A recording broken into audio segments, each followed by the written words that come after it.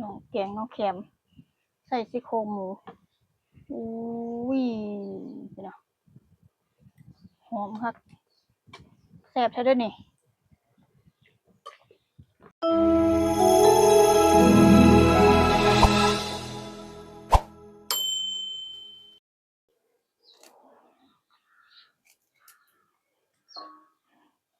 สบายดีพี่น้องอยู่กับช่องคิดเทพกับสาวลาวนะอัน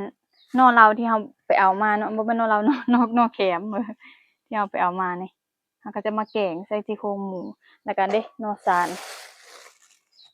นี่จะบ่ได้แกงให้กันนะพี่น้องจะแกงต่างหากเนาะทั้งนอสารทั้งนอแคมที่จะเพียวไปเอานั่นแหละอยู่บ้านเอื้อยบ่ได้เฮ็ดเนาะจะเพียวเอามาเฮ็ดอยู่พี่อัน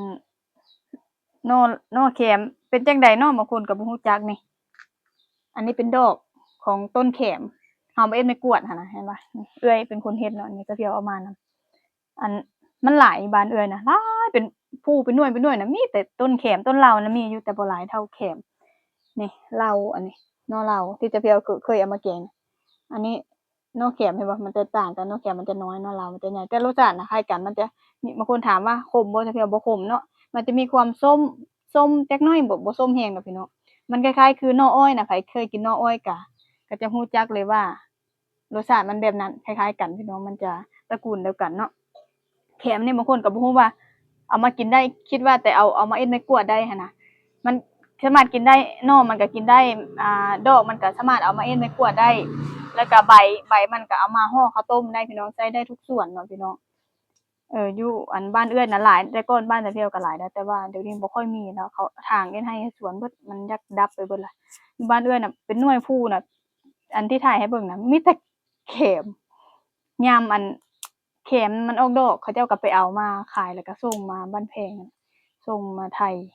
คนไทยเขาก็จะรับซื้อมาจากลาวแหละที่มาเอ็ดไปกวนน่ะอยู่บ้านเอื้อยน่ะหลายแรงยามช่วงพู้นแหละเกี่ยวข้าว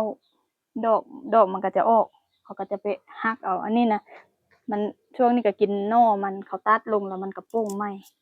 แกงนี่แซ่บเด้อพี่น้องมันคือหน่ออ้อยหั่นล่ะเดี๋ยวเราสิต้มจักหนึ่งน้ำนะเทน้ำมันทิ่มันจะมีความส้มแต่ส้มบ่แห้งดอกส้มจักหน่อยบางคนก็บ่ต้มก็ได้แกงเลยก็ได้แล้วแต่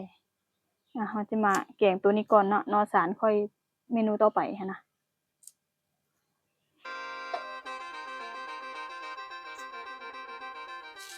อันนี้คือหน่อเหลาตัวนี้หน่อเหลาไม่ใช่หน่อเขา อันหน่อเหลาหน่อมันจะใหญ่กว่าหน่อแขมบ่รสชาติมันคือกันเบิดหั่นล่ะพี่น้องแม่นบ่คือหน่ออ้อยบางคนบ่จักก็ว่าแม่นหน่ออ้อยเด้อนี่ต้นก็คือต้นอ้อยหั่นล่ะดอกก็คือดอกอ้อยอันนี้หน่อเหลาหน่อแขมเห็นบ่มันจะต่างกันมันจะน้อยๆหน่อเหลาจะออกขาวหน่อแขมจะออกแบบว่าสีเขียวๆเห็นบ่แต่รสชาติน่ะคือกันแต่เหล้าบ่หลายในบ้านเอื้อยแขมซะส่วนหลายเท่าหลายว่ะคันมันปีนภูอู้แต่เพียวบ่ได้แบบย่างแบบปีนภูโดนเมื่อยแรงเมื่อยเมื่อยว่าภูก็สั้นเนาะอันแต่ว่าอุดมสมบูรณ์ครับบ้านเอื้อยบรรยากาศก็ดีทั้งภูทั้งเขา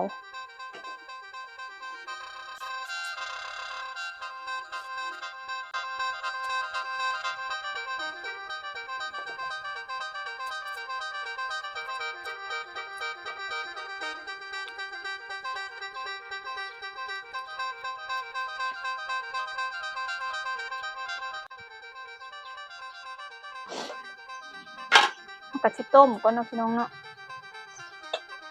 ต้มมันบ่เดียวดอกบ่ได้ต้มโดนคือหน่อไม้ดอกพี่น้องแค่เพียงเอาความส้มมันออกหน่อยหนึ่งก็พอมันบ่ได้ส้มแห้งปานมะม่วงก็มีส้มแบบน้ำอ้อยหั่นแหละส้มปุยรวยจักหน่อยหั้นนะ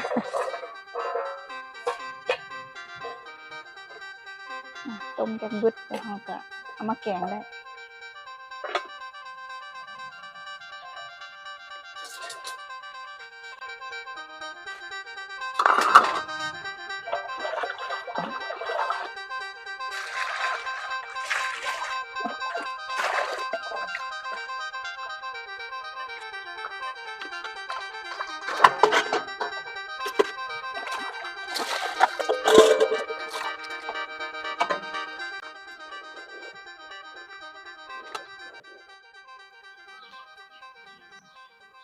างท่าเนาะแขมต้มอยู่เขาจะตำข้าวเบื่อทาพี่น้องข้าวสารเสก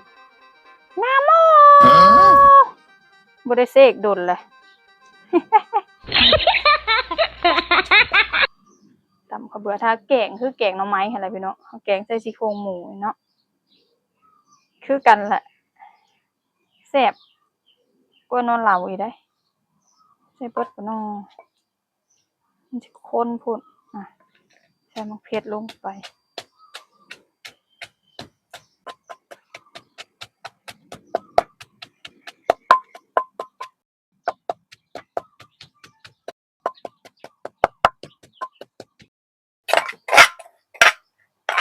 แรกแล้วก็ใส่ยานาง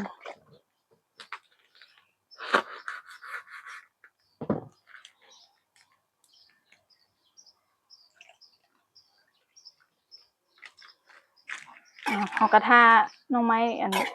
ต้มจักหน่อยเนาะเดี๋ยวเขาก็จะมาแกงหน่อไม้ว่าซะลงหน้าลงหลังอันนอนนอแขม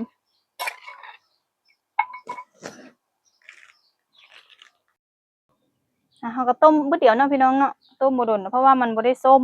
แห้งปานนั้นเด้อแม่ธรณีเทน้ำร้อน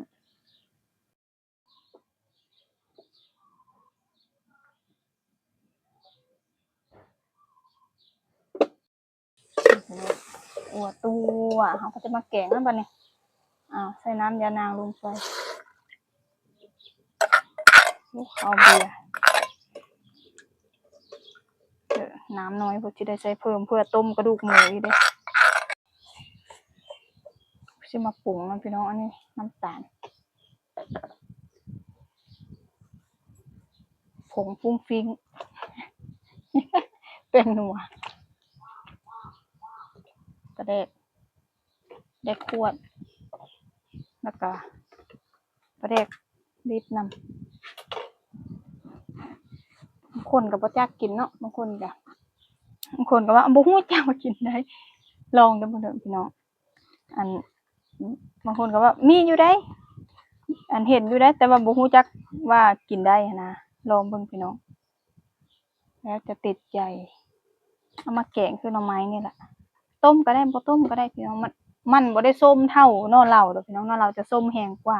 หน่ออ้อยจะส้มแห้งกว่าหน่ออันนี้มันจะบ่ส้มหลายนะแกงก็แซ่บ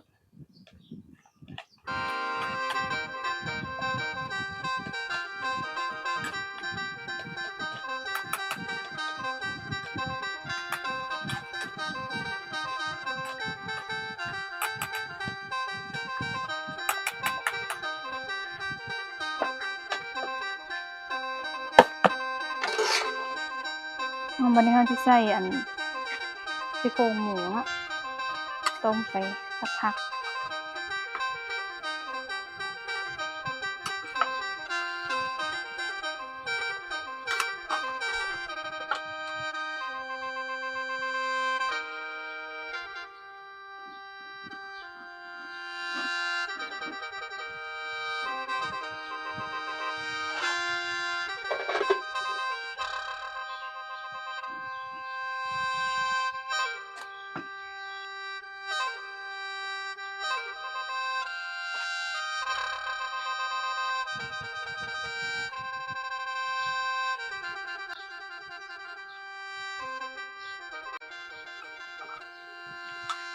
พี่น้องโดนเติบล่ะเปื่อยอยู่บ่ล่ะซี่โครงหมูก็ได้เปื่อยบ่เปื่อยกินโลดเนาะ มันสุกแล้วก็พอเขาจะใส่ผักนางแยะหรือผักหอมแยะลงไปนี่จะแซ่บบ่พี่น้องแกงงอแขมใส่ซี่โครงหมูเราก็มาซิมเนี่ยมานั่งพกมักอยู่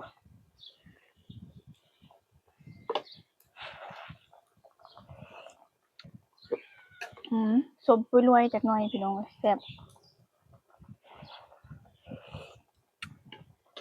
แซ่บแล้วแซ่บแล้วปงอุ๊บ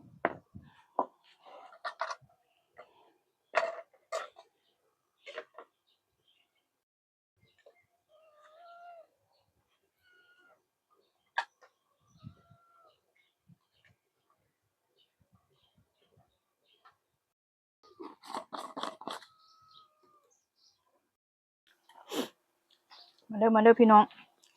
มันใครเคยกินแน่บางพื้นที่ก็อาจจะมีบางพื้นที่ก็อาจจะบ่มีเนาะอยู่ไทยก็ได้อยู่ลาวนี่ก็บางพื้นที่ก็บ่ค่อยอยากมีแล้วแต่ก่อนก็มีทั่วเบิดแหละประเทศลาวเฮ้ยคุมื้อนี้ก็คือแบบทางเอ็ดให้เอ็ดสวนปลูกยางมันก็ดับไปได้พี่น้องเอ้ยเห็นบ่